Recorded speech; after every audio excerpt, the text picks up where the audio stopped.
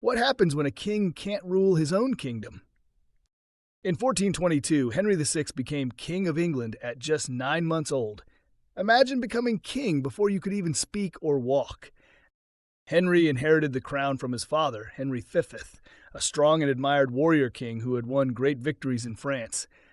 But leading a country isn't easy, especially for a baby. As Henry VI grew up, it became clear he was very different from his father. Although gentle and kind, he was not a strong leader. He struggled to make decisions and often became seriously ill. Because of this, Henry depended heavily on his advisors and favorites, particularly the Duke of Suffolk and later the Duke of Somerset.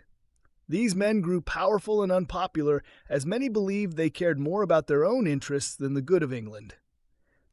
England also faced big problems abroad. Important lands in France, won after years of fighting, were lost. People in England were furious. They blamed Henry and his advisors. At home, high taxes and corruption made ordinary people angry.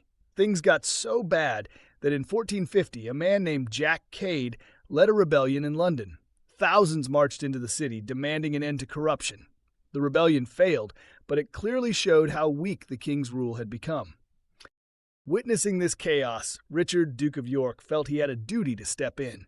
Richard was a powerful noble closely related to the king, and many believed he had a better claim to leadership. Richard openly challenged the king's advisors, especially Somerset.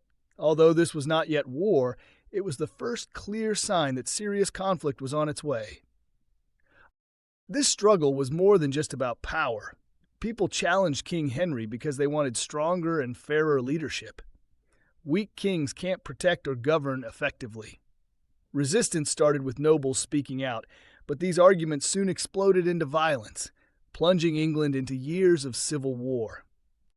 Henry VI's weak rule allowed resistance to grow.